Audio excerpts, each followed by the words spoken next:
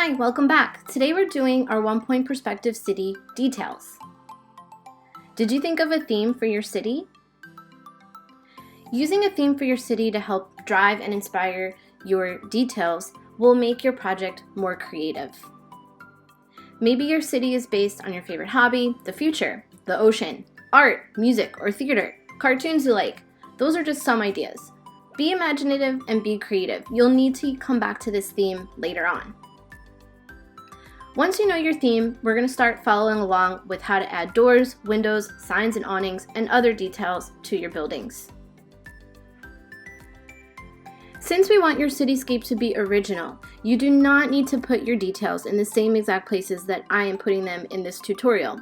Try to follow along and use the techniques that I'm showing you to create the details that you like and that you want to add to your drawing to make it unique.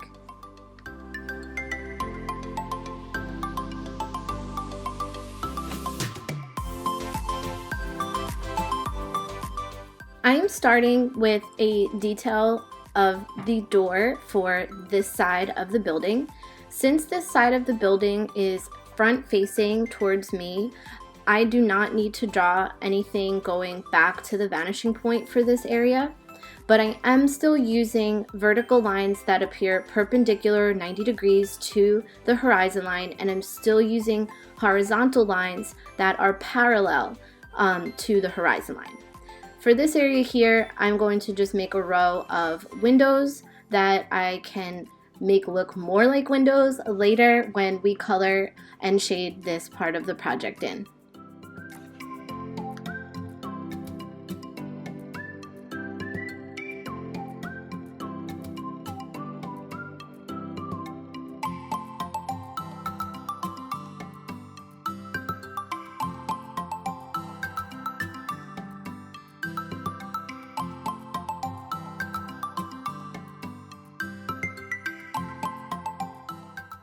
In this empty space up at the top of the building, I can sort of draw a little picture frame space, and in here later on I can use this as a spot for a billboard or an advertisement.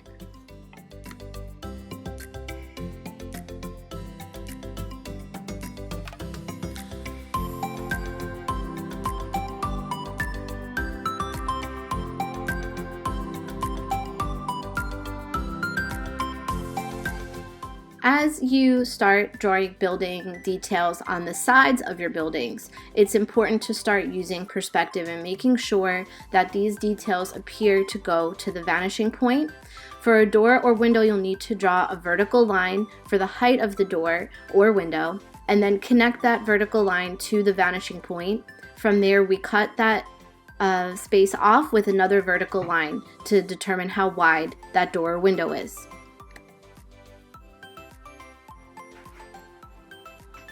So you should be using some kind of a straight edge throughout this whole process if I didn't mention that yet in this video. Starting with a vertical line that should be 90 degrees to the horizon line, and now I'm connecting this very lightly all to the vanishing point. You don't have to cross over all of the buildings if you don't want to. I'm using a vertical line to cut off the width of the doors, and I split that into two double doors. I'm going to continue this again in the next building, drawing the height of this set of windows or doors that I want, and I'm drawing them across the length of the building and then cutting them off. You can erase away lines that you don't need to see anymore so you don't get confused. In order to separate this into several windows, I'm using several vertical lines to cut those off. From here, you can try making an awning or overhang for your building. You're going to start with a vertical line in the space where you want the awning to be, and then you draw the shape of the side of the awning that's facing us. So here you're going to see me draw a vertical line on the upper part of the building, and I'm going to be creating a triangle here. So I'm deciding that the bottom is going to be flat and extend out, and then I'm going to connect those two edges with a diagonal. Both the top and bottom of this triangle now get connected to the vanishing point, and all I need to do is find that diagonal line and use it again in the back of my awning to determine the length of the awning and how far across it stretches. Please erase away any excess lines.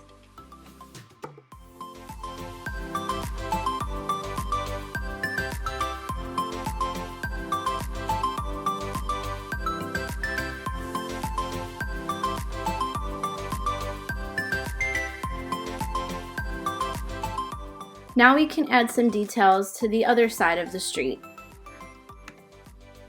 So we're going to be repeating the process for doors and windows on this side of the street. Anything that's front facing us, again, does not need to go to the vanishing point. So I've made some wider windows here just through some horizontal and vertical lines. On this side, since I want the window to go in perspective, I need to connect it to the vanishing point. My door, I also need to start with that vertical line just like I did on the other side, connecting it to the vanishing point, and then cutting it off with vertical lines. If you would like to try to add a brick pattern to your buildings, please try these steps. Start by making some dots spaced out equally on the edge of your building. Connect each of these dots to the vanishing point. Your straight edge should need to move a little bit each time you connect a dot to the vanishing point. Once all of your rows are connected to the vanishing point, you will cut off the brick pattern using short vertical lines. So what you'll see me doing here is making some dots for myself spaced out relatively equally along the edge of the building where I want the bricks to go. So you can make them go up the whole height of the building, it's up to you. Now I'm connecting my straight edge from the vanishing point to the dots. Every single time I need to readjust and move my straight edge so that way each of the dots appear to connect to the vanishing point. You'll notice that the rows will start to go from being diagonal facing upwards to a little bit more straight on like the horizon line, and then finally they'll be more diagonal facing downwards. That's because I'm adjusting that straight edge every single time. So a common mistake I'll see in this is that sometimes kids will just take the ruler and just hold it and make diagonal lines all the way throughout. That's not really the case here. Now we're going to hold the straight edge vertically, and we're going to be cutting off little vertical lines to represent the brick pattern. This is really important also that you're holding your straight edge at a 90-degree angle to the horizon line. So it should intersect it and be straight up and down. None of these lines that you're drawing for the brick pattern should be diagonal lines. They should all be vertical lines. This is going to allow the brick pattern to look like it is completely flush against the building, and it'll make it look three-dimensional and like it's going back into space correctly.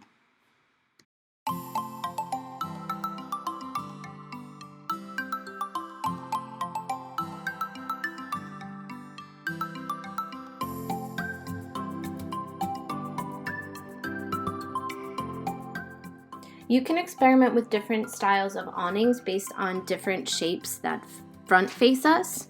So here I'm going to just kind of make an half circle that extends into a flat line. I'm going to connect the edge of this curved line to the vanishing point and then cut off that end with the same curve as the front facing curve. And then from here I'm just adding that horizontal line so I see the flat edge of the awning. So this is a curvy awning. On the other side of the street you see more of that diagonal straight awning.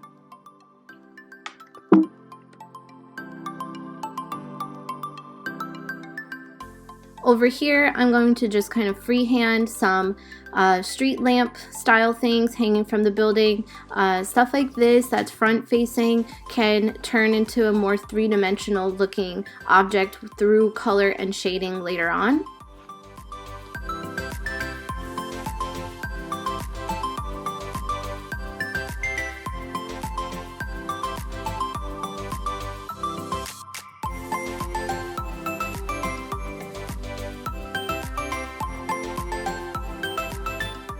In this space, I'm going to create another advertisement billboard frame. So I'm essentially just creating a big rectangle, and then you can create any kind of frame edge that you would want. Or this space in your project could become another set of windows. So there's lots of different options. You could just use these different tools and techniques that I'm talking about to alter your buildings in the way you want to alter them. You want to have fun and get creative making more building details, and just try to put a little something on each building. You don't need to overcrowd your spaces to make this project look good.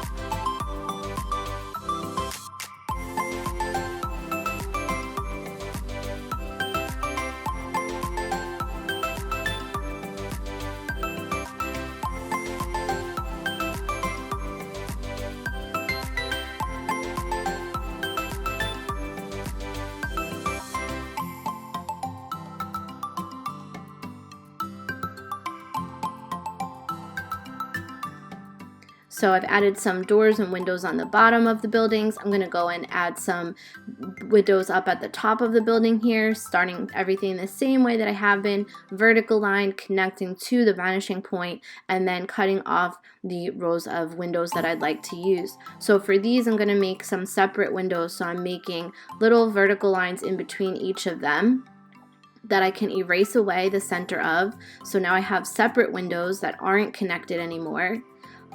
If I want to create a window pane, I can make a line that appears to go to the vanishing point through each of the windows and then cut off those windows with a vertical line. Since things are getting smaller and more condensed as they reach the vanishing point, it gets a little harder to add details to the buildings that are farther back in your composition. So those details might start to look a little condensed together.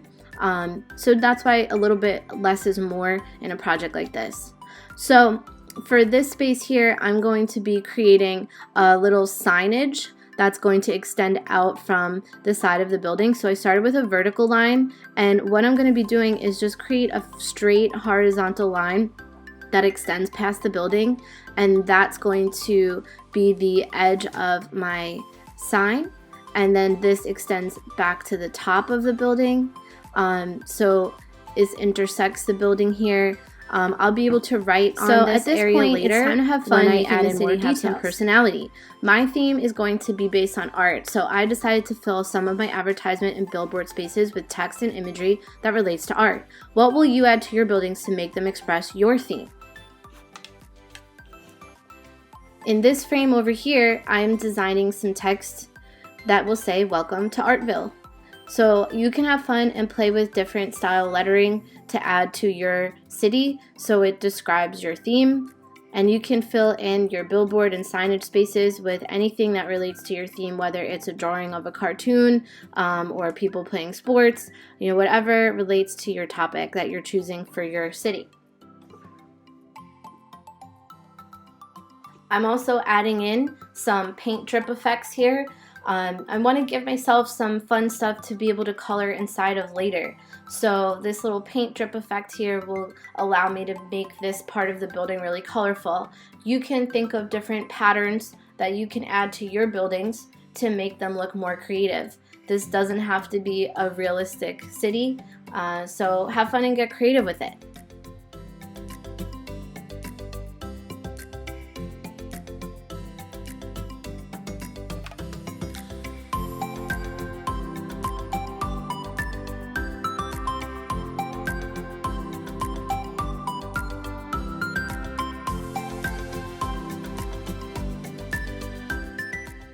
Down here, I'm going to be making little signs that'll be hanging in the window.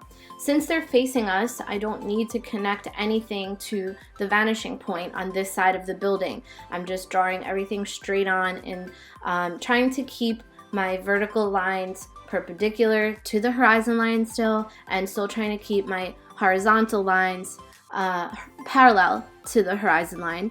Obviously, try to use a straight edge whenever possible to keep things consistent.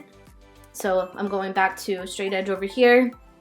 Since I kind of put it down for a second, it does help keep things neat and consistent. So hang on to that straight edge and keep using it.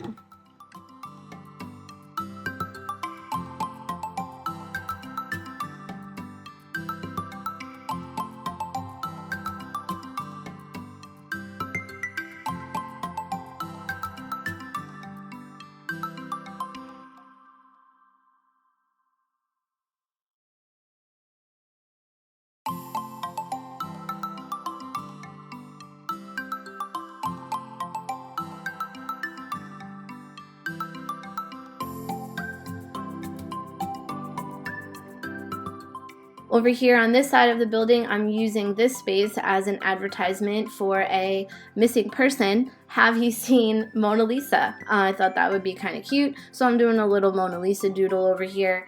But this would be a good space, again, for you to add an image that relates to your own theme.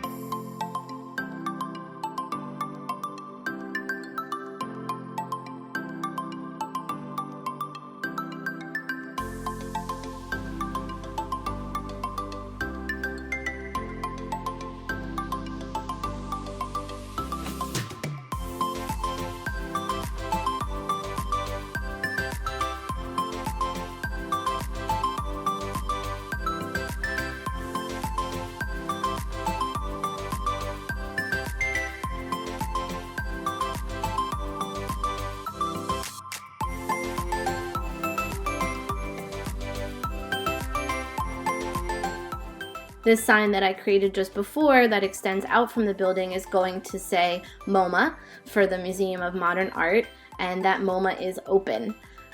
So since these letters are facing us directly, they do not need to appear to go back in space to that vanishing point.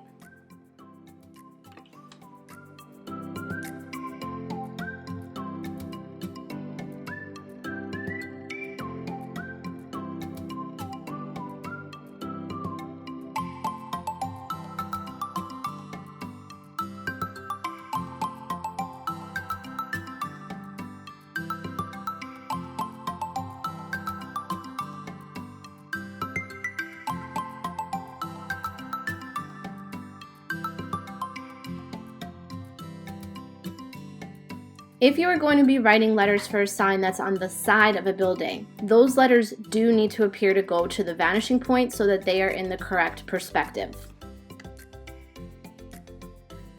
It's good to start with more of a vertical line and then connect that to your vanishing point so you sort of have a guideline for everything, but all parts of letters that are horizontal need to appear to go to the vanishing point, and all vertical parts of the letters still need to appear to be perpendicular to the horizon line. So I find it helpful when starting letters on an angle like this that you use more of a block or capital style lettering, so that way you can try to be as consistent as possible. And if you need to, it's okay to sort of freehand things and then go back and fix stuff as needed. Just draw your letters lightly. So here we have it. This is my finished, relatively finished cityscape based on my theme of art. So I can go in here and just add in a couple more little details as needed and elaborate on things as I want to. And then this will be ready for color and shading.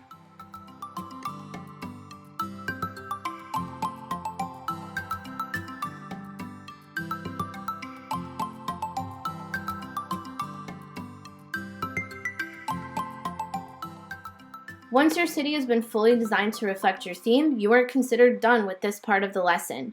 Our next tutorial will explain how to add color, shading, and an outline to this project to really make it come together.